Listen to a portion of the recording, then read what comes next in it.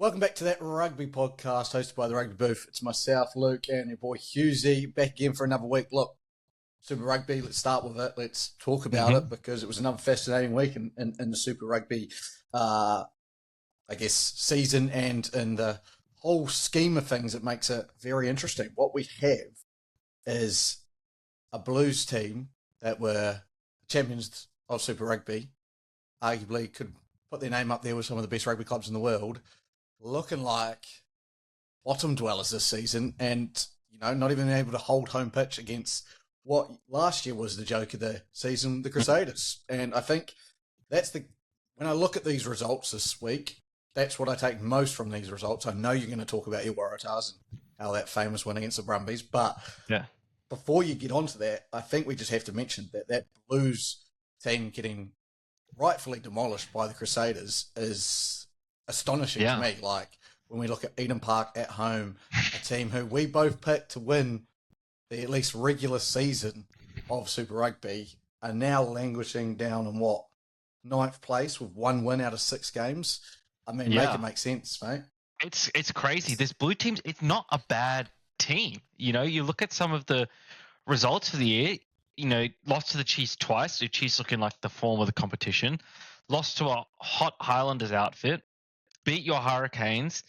Lost to the Brumbies at home for the first time in, 12 years, 13 years.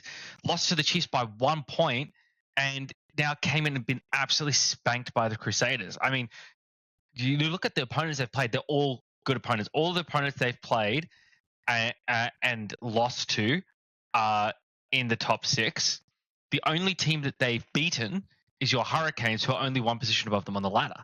Like, it's like it makes sense that they're down there if you look at the table as it stands now. What it doesn't make sense is the historical context of Super Rugby, and even, as you said, Super Rugby 2024. It doesn't make any sense because we saw how dominant that Blues team was. These Crusaders are scaring me, Luke. These Crusaders, I have to say, are scaring me. Like, they had one bad season, and now they look like they're back ready to take another title home. Like, I don't know, man. It's I'm thankful for the Chiefs this year because they look like the only ones that are going to be able to stop this Crusaders outfit. That, and maybe just check it if the Wartahs play them at home this year, because that seems to be the only time we can beat the Crusaders. We do play them at home, so the Wartahs might have a chance. Yeah, look, it's scary, and I understand the fear, and I think everyone should be fearing them because this Crusaders team is looking like that type of Crusaders team now that will beat a team in the final and just do it, and we'll go away from home and do it, and it's looking like those old Crusaders. And we all thought Rob Penny was going to screw it for them. We did. Look, both of us were here having a good laugh at his downfall and their downfall. And he can kind of give a couple of big fingers up to everyone in the world right about now, especially us two, because we were also there. And I sit there and I was like, as a person, I don't know Rob Penny, but as a bloke who's coaching the Crusaders, I want you to fail. There's no doubt about it. And you were failing. It's not personal. It's not anything against Rob Penny himself. It's just the association with Crusaders. And for me, a little bit the former association with the Wartahs, but mostly the Crusaders thing. You have more personal attachment to it because of what happened at the Wartahs. But I sat there and I was like, damn, I thought we had it. I thought we had a coach who couldn't do it, and the team was going to stay languishing down there. And I go, they haven't added much. Like, it's not like they've added pieces. They've, added Cole Preston at halfback, who is good, but isn't going to make the All Blacks or anything like that. I go, add James O'Connor, but they had Lee Halfpenny last time. It's not like he's a world beater at this time. I go, they're just playing better. And that all it is that they're playing better with the right people playing well. I see David Havili, I'm going to give a massive shout out for, because, again, I think he's been run through the rags in New Zealand media about his ability, and he has been outstanding this year. So making it really interesting. Again, Geordie Barrett deciding to go overseas makes it really interesting of what is going to happen at that 12 jersey, because you've got Tavatawa Nawai, you've got Havili, you've got Quinn Tupaia playing all really fantastic rugby, vying for that 12 jersey, and we're not even seeing what Geordie Barrett can do. So, interesting there. Mate, take us through your Wartahs. Go on. Well, yeah, look, I have to say it was a great weekend for Australian Super Rugby. Once again, another good weekend for Australian Super Rugby, and not just the Wartahs. But starting on the Wartahs, look, I watched the game live because you had to. The storylines are all there. Wartahs trying to break the streak against the Brumbies. Dan McKellar against his old assistant. Master versus apprentice.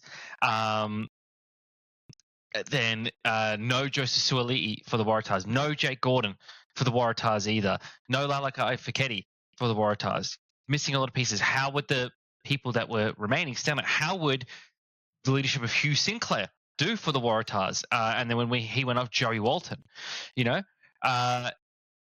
for the Brumbies, the return of Noah Lolosio, what is that going to bring to the Brumbies? How is he going to shape this team? Can he put his stamp down on that Wallabies 10 jersey? And I have to say, Noah did a pretty good job of getting the Brumbies back into the game. I think they'll be disappointed with the first 40 minutes for sure. There's a couple of times that any call goes a different way. It could be a totally different result. One call goes the Brumbies' way, Brumbies could be winning this game. Another call goes the Waratahs' way, we could be seeing a 20-point win. There's just these little moments that, Ben O'Keefe, I think it was inconsistently refed, but I think I wouldn't say that. It was not strictly in line with the laws of rugby at times, but at least he was sort of consistent with his inconsistent calls, which is like if you got to call a game away from the laws, if you're going to use your jurisdiction to interpret the laws, at least apply it equally, which he did, and he gave good reasons for the things that he did. And there were whinges to be had on both sides, when there's whinges to be had on both sides, you have to say it's a fairly refereed game in that instance. Look, for me, there are a few things to this game that have wider implications for Wallabies rugby and Australian rugby, as well as Super Rugby overall this year. Firstly, I have to say that Angus Bell remains an absolute unit. Just heroic, running the ball, always making meters. But one of your starting props for the Wallabies, if there was any ever question about it, this game's put it to rest. However, on the opposite side of the front row, Taniela Tupou, another subpar game for Taniela. And it's not only myself, I've now been seeing other tweets and posts and things about it. Just looks plain out of shape. Cardio not up to snuff. Tremendous at scrum time, but cardio in being in position on the field. Other than that try assist, in which it was spectacular, and we saw again what Tupou could bring as a versatile player there. The fitness just isn't there. It's lacking. I just have to hope that between the end of the Super Rugby season and the international phase, that we start to see he gets onto some personal training or something before that international season, because it's just not up to scratch at the moment. It's disappointing. And then there's also too many mental errors. And I'm wondering if the move from Melbourne to, he's moved from Queensland to Melbourne and now to Sydney in the space of 2 years. That's a lot of traveling. I don't know where his family is located. That could be something else that's playing into it as well. I feel for the bloke, and I want him to succeed and want him to do well. But we have to mention that he's not living up to the hype, or living up to his potential at the moment. But a player that is living up to their potential in a big, big way is Max Jorgensen, who is starting to come out as potentially the best winger in Super Rugby right now. Like, his form is red hot, both attack and defense. It's hard to fault him in any part of his game. We did see him last year play fullback for the Waratahs, and maybe people thought that's where his long-term future is. But I think there's so much competition for that fullback spot. He's just a class winger that, why shift him out of there? It's a crowded fullback room. It's a crowded wing space as well, but he's earning his sort of keep there very, very nicely. For me, particularly, his defense on the wing is tremendous. The way he hits people and drives them out of bounds in the same motion is incredible. Or just the ability to put much larger humans on the ground, I think it's a trait you want on a wing. And he still kept his pace as well. He sort of gives you everything you want. And that little bit of attacking flair. I mean, that try he set up for Joey Walton, the double kick, like, come on, man, that's special right there. and again, this sort of makes me reiterate what I said last week. I think Suoli'i comes back in. I don't know if he goes into that fullback spot. I think a center position is where he's better suited. Like Walton and O'Donnell have been pretty good in the centers jerseys, but they're both definitely the backup players, I guess, in my view anyway.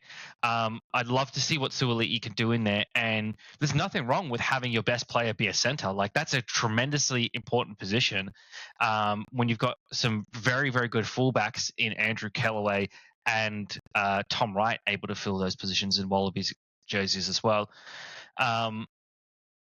And yeah, overall, I love the effort from what I saw from the Wartahs. Love what I saw from the Brumbies, particularly Bobby V coming back. Like first game back as well. I mentioned Noah, but Bobby V coming back as well. Ryan Lonergan has got to be putting his name in there for one of the Wallabies number 9 jerseys, either 9 or 23. Between him and Tate McDermott, as well as Jake Gordon, Nick White should never see a Wallabies jersey again, to be honest, unless it's a warm up or a trial game. And Nick White hasn't been playing bad this season, but those guys have just genuinely been better. Yeah, look, the Brumbies were the Brumbies. They were the competent. Their replacement scrum was tremendous. The game got away from them a bit at the start of the game, but they clawed their way back in there. You knew they weren't going to make it easy on the Waratahs. But yeah, look, hell of a way for Dan McKellar to put his stamp on the Waratahs. Totally. And I just want to talk on Max Jorgensen as well. I think, we had the big move of Suoli, and we all kind of forgot how talented and how hyped this kid was coming out of school. Yeah. And it's cool to see. Again, you always love to see when talent starts to flourish on the big stages, and he's definitely doing that. So that is awesome for him. Look, again, that was a big win for you guys, a much needed win to get over that hump. Yeah. There's a lot of humps getting done at the moment.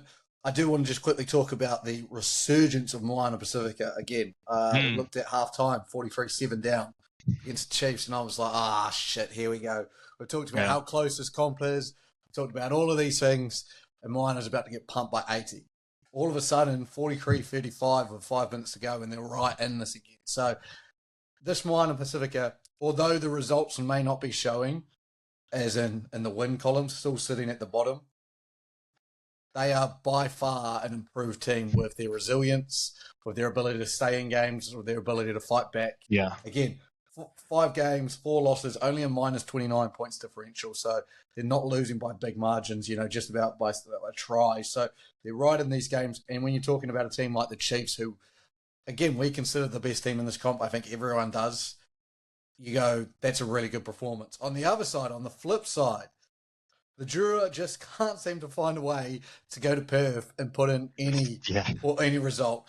52-15, and I loved Jackson, their coach's response afterwards. The boys came here for an 8-day holiday, and I was like, they're getting told off. There's a lot of down and ups coming for those Fijian boys over the next few weeks. So, yeah, look, it's great again, Western Force. You see Paulo Tizano. I saw a great stat. He is 1 try off the Western Force single season try record. And as well as that, he's leading the team in tackles as well, something like that. Like something crazy. Just, you look at the 4 Australian Super Rugby teams this season, and really you look at the positions that they've got, the talent they've got available in sort of the back 5 and the back row. It's like there's some hard selection choices coming up. McWright, Tizano, Valentini, Charlie Cale has been putting his name up there as well. Harry Wilson, of course, the captain. Like you got some great plays in there. Rob Liotta. Then you like that's a tremendous core of back rowers right there, and there'll be names I'm not even bringing up. There'll be serviceable replacements as well. It's like, how do you choose who to play? Like Tizano has been on fire this season, but so is McWright. McWright is just recommitted to Australian rugby. It's going to be real interesting to see what how the Wallabies shape out in the Lions series. But you got to, the Western Force putting their name down as a serious threat this season for teams. It's not the same old Western Force, and they haven't had the flashy transfers that the Waratahs had. It's been sort of a steady accumulation of of talent, and it's been. I love their story because a lot of the players there are rejects from other clubs, particularly Darcy Swain, Nick White, Ben Donaldson, Will Harris as well. Like there's those Dylan Peach as well, just forced out by a tremendously deep Wartahs backroom. Like these aren't bad players. And they're living up to their talent. They're showing what they can do when they're given an opportunity, and it's a tremendous amount of work. Yeah, and I would say it's Rugby Australia are looking in the right now with the Rebel situation, even more so. There's been 22 Australian Super Rugby games. You've won 14 of those. So you sit there and you go, I don't think we've ever seen numbers like this for a very long time in Australian rugby, of wins and losses at this stage of the season, of the competitiveness, of the actually sitting here and going, shit, the Reds have just gone to Dunedin and beaten the Highlanders. They could actually do something in this competition. Again, I still look at it, I go, you got Chiefs and Crusaders are your two favourites at the moment. Reds, Wartahs on the outside, but you're on the outside looking in, and it's looking in there as a different feeling. It does have those, it has this 2014, 2011 type of vibe to it where, an Australian team can definitely put their hand up. If they continue winning, and to say if they can host a final where, again, they get the advantage of more than likely playing Australian teams more than once rather than a couple of the New Zealand teams. So you go, they could host a final. If they can somehow end up in that number one seed, host a final, fuck me, it's going to be hard. Like, to go to Sydney and win it, to go to Brisbane and win it, if it does happen that way, it's giving you a real vibe that this is a season to definitely feel something if you're an Australian fan. And even if you're, again, Chiefs have a lot of reason behind them. Clayton McMillan's last year, the failures of last year, the Crusaders, the bounce back. You look at the Highlanders, the written off at the start of the season, the Hurricanes still struggling. Semi-finalists hosted a semi-final, couldn't get the job done. So there's so many storylines they're going to play out. I'm going to put you on the spot, mate. Who do you think coming right now, top 6 teams end up being? Looking at the table now, we've got Chiefs, Crusaders, Reds, Wartahs, Brumbies, Force, Highlanders and Hurricanes on the outside, but with a game in hand if they've had the bye. I think that it's going to be, I think the 10th of May game between the Force and the Brumbies will decide which of them is the 6th place team. And I think that your Hurricanes make a bit of a resurgence and claw their way up into the top 6. The Blues, for whatever reason, it's just not clicking for them this year. Maybe they switched it on the second half. There's a lot of rugby left to play, right? We're 6 weeks in, we got 10 more weeks to go, right? There's a lot of rugby left to play. But yeah, I think the Hurricanes make their way back in, and I think one of the Force or Brumby just drop out, and I think it probably is determined by the game that they play against each other on the 10th of May. Yeah, I like that. Which is in Perth. Yeah. And I agree with what you say. Like, the Blues have got a bye this week. They need this bye. I don't think a team's screaming for a bye more than the Blues probably. Then they go host the Hurricanes, host Moana, away against the Crusaders, away against the Reds. So again, say they pick up 2 of those games, because their last 4 games, they host the Force, they go away to the Drua, away to Moana, and then host the Wartahs. It's not an easy slate. You're going away to some tough teams. You're hosting. I just don't see them turning it around. I really don't. So I think Chiefs, Crusaders, Reds, Wartahs will continue on their form, get themselves in. I believe you in one of those Brumbies and Force will get themselves in it. From what I'm seeing at the moment, I really like what the Force are doing at home. But I think, as you said, it'll come down to that game. If I had to be a betting man, I'm going to bet on the Force just because that's how I like it. And then I'm taking my Canes to get in as the 6th team. Yeah. So, look, again, there's so much rugby to go, but I think right now when I look at it, every team's got an opportunity to make it. Even if the Drua can make a resurgence, Moana can put a couple wins together, there's no doubt. And those wins that they do take, even if they don't make the playoffs, they're going to be stealing someone's, really, we're going up against Moana, we're going to get a win. All of a sudden you don't get the win, and you're like, now we've got 4 or 5 games out of making the final, so on and so forth. So this week's going to be every week now with the new format is super impactful.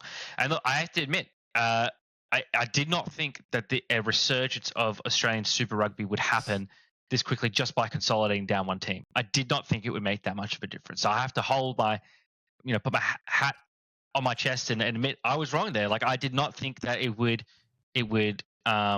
change things that quickly. But hey, we're seeing the fruits. That's why these people get paid big money, I guess. Looking at this week as well, this is a tremendous slate of games. So we've got the local derby, the rugby booth derby. Yeah, Wartahs at Hurricanes. So I think that'll be pretty important for your Canes, is being at home. That could be the start of the Canes clawing their way back up into the top 6. Brumbies hosting Highlanders. So it's important for both teams. This is Brumbies keeping pace with the rest of the top 6, keeping their position there. Highlanders, if they want to make a push, like we've seen some great signs this season, but they find themselves in 7th spot. To make their way back into the 6, they need to win this game. Crusaders, Moana Pasifika. This is probably the one where it's being hosted by Crusaders. Maybe there's an upset on the cards here from Moana Pasifika. Anything's possible, but this should be a Crusaders win. And then Reds hosting the Force. Again, the Force need to keep pace with the rest of the top 6. The Reds need to win these games that they're expected to win at home. Hope, we'll see how we go there. The Reds versus Highlanders game was very entertaining as well, by the way, just quietly. I particularly enjoyed Dalgunu's try right on the goal line where Josh Canham sort of like pointed the space under his arm and he just put it down there. And I'm like, that's some sneaky shit that I would do in touch footy. Like, that is great. That is great. That's just such a park rugby. Love it. So, yeah, look, the Reds are looking scary, man. Reds are looking very scary. Yeah, if they can put some results together, it's definitely a team on the up and with some opportunities. Speaking about all this, I was having to one of the footy lads yesterday, and we were talking about greatest Super Rugby player ever, and he was like, Richie Moana is the greatest Super Rugby player. And I said, shut the fuck up. I said, stop with that stuff. I said, Richie Moana came in towards the back end of when Super Rugby was great. Let's remember those Super 12 days fondly. Those Super 14, early Super 14s, late Super 12s. And I go, there is no doubt in my mind there is one player that you remember during those times. And I go, it's Dan Carter. It's Dan fucking Carter. Dan Carter led the Crusaders when they were great. Again, beating South African teams, that doesn't just happen. I know Richie Moana played them, but again, it was a liquidated comp. It was very spread out. There was too many teams. There was this and that. And I was like, it was really just a punching bag for a player like Richie Moana. And I go, I look at it and I always think Dan Carter. When I think Super Rugby, I think about the fucking Crusaders, which, again, we're all trying to get over, but we can't. And I think it started because of Dan Carter. You could obviously put Richie McCaw in that hat as well. And I go, sometimes, especially Super Rugby, you remember players less about the success of the team on the field and more about what they did in those jerseys. I still remember Brian Habana very, very vividly scoring that try to win Super Rugby comp. You like the likes of Jonah Lomu in a Hurricanes jersey, so on and so forth. Carlos Spencer in a Blues jersey, those type of players. When you look back, Israel Folau in a Wartahs jersey, what he did. I just sat there and I went, to me, it's Dan Carter above all, but I wanted to see an Australian perspective. We're obviously a New Zealand lens that we have. I guess, would you chuck out, who would be your greatest Australian Super Rugby player ever, and then would they be able to compete against the likes of Dan Carter? Well, Israel Folau's the name that obviously comes to mind there, right? Setting all kinds of records, helping the Wartahs to their first title. But then you've also got Michael Hooper. You've got the likes of George Gregan as well, when those tremendous Brumby teams back in the day. Matt Giddo as well when he was there was pretty tremendous as well. But you'd probably have to say Israel Folau, I think, just dominating the field anytime he was on for the Wartahs. Just clearly one of those players that you saw. Yep, this is an international level player. This is one of the best players in the world. So I think you'd have to put Israel Folau on the podium for Australian Super Rugby. Totally, yeah. I think it's one of those ones that's really hard as well, because you either go all the way back to those Brumbies teams and those dominant Brumbies teams, or you go to one of the two teams, the Reds or the Wartahs, when you start to focus. And you go, when you look at those two teams, especially the Reds and the Wartahs, you go Quade Cooper, or Israel Folau? Because Quade Cooper, I think, had a similar vein to how he brought the Reds up to another level.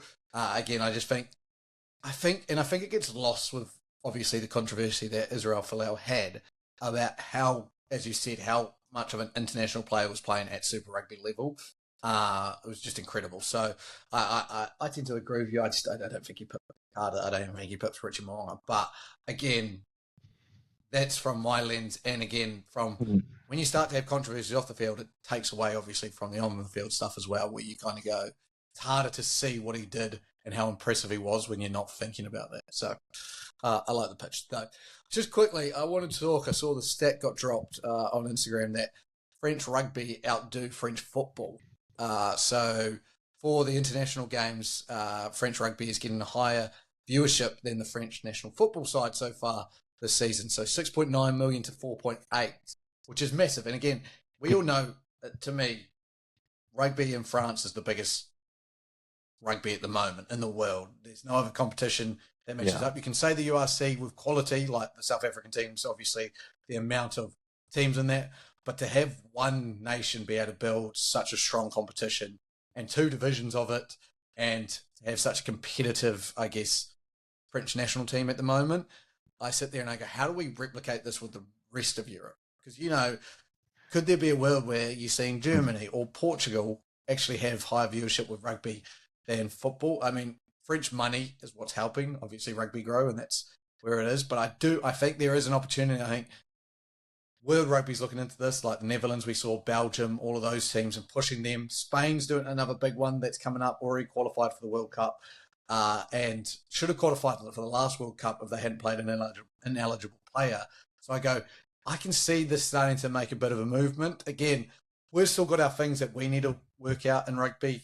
The game probably still needs a few more tweaks or lack of tweaks where we just settle on what we actually want our sport to be. I think the marketing can still be done better from a global perspective, but I am hopeful as we go into this kind of next stage of World Rugby, next stage of rugby in general, that we're going to start to take some of those football fans. But yeah, and I guess as an Australian who's seen it all and seen competing with many sports on the forefront, rugby's making its way back into the global, the Australian Eye and the British and Irish Lions series helping there, hosting a World Cup. But yeah, I guess I'm hoping we can compete a bit more, and I'm sure you've seen it already over in Australia. Absolutely. Yeah, look, especially the Suaalii move as well. The fact that the Wartahs are doing better always helps rugby in Australia. The fact that, all of the Australian Super Rugby sides are doing well is helping tremendously. So, yeah, it's been some good crowds at the games this season. It just needs wider media attention. And I'm sure we'll get that if the season continues to go well. Yeah, and I know you're a stickler for marketing. You've mentioned it heavily. Super Rugby marketing, how's that? Again, I see nothing because I'm stuck over on the other side of the world. So better than previous, but still lots of room for improvement. Like definitely seeing more of it, but nowhere near enough that it needs. Nowhere near as much as the results this season have warranted. I think amongst the people that are already interested in rugby, you're getting good coverage, but expanding it beyond that sphere still needs work. Yeah, fair enough. And lastly, I thought, you know what? I've got a couple of Welsh mates in my rugby team at the moment, and I feel sorry for them because they suck. They really do. Not just themselves, because they also suck because they're Welsh, so you can't be good at rugby if you're Welsh at the moment. So they suck, but Wales suck. And I was looking up, they have an opportunity to get a win. They do. Oh, yeah. Their next game in the mid-series games for them is against Japan. And so I go, look, they've got 2 games against Japan. If they, in 101 days time, so July 5th, my assumption is British and Irish Lions lads won't be involved. But that's not going to be many of them, let's be honest. All right, let's not try and dance around Jack Morgan, Dewey Lake, maybe 1 or 2 other. So you're losing 3 or 4 players. If they don't win those 2, they then host Argentina, host Japan, host New Zealand, host South Africa. So I go, can Wales do it? Can they break the drought? Is Japan the team to do it? And you know what? If there's one smug bastard that would enjoy seeing Wales add to their losing streak, it's Eddie fucking Jones. Yeah. Eddie fucking Jones. And he's already under a bit of pressure. Japan haven't had the greatest results, when we look back at their previous results, 2024. Big losses to France, big loss to England, beat Uruguay, big loss to New Zealand, made the final of the Pacific Nations Cup, but lost to Fiji, lost to Canada, beat Canada, sorry, lost to Georgia, lost to Italy, lost to England big time as well. So he hasn't had the smoothest of starts in Japan, but has an opportunity to dig his, former English cap into the Welsh. Do you see the Welsh beating Japan? Yes, because if there's anyone that the Welsh should, anyone from the Six Nations would get up to beat, it's Eddie Jones, just from how smug he is. And we saw that in the World Cup. Wales played their best rugby in half a decade there, So, yeah, I think it's definitely possible. So, Lee. All right. Obviously, we've got the Rugby Booth Bowl happening this Friday. I think it is. Kickoff 6:00 in the morning. I shall be getting up for it to watch my Hurricanes down Husey shit Wartahs. And I'm sure Husey. It's not often that we play this game and I'm below you on the table, but here we are. I'm sure we'll still go in as favourites just purely because of the home field advantage. But it is. It's hard to play over there. It's probably the closest we've been in terms of going into this game. I'm not as confident as I normally am to beat you lot as I have been the previous ones. So it's going to be a fantastic game. You'll probably see lots of updates from us. But yeah, make sure you stay tuned. Another good round of Super Rugby. We'll catch you next week. I've been Luke. That's been Husey. See you later. Peace.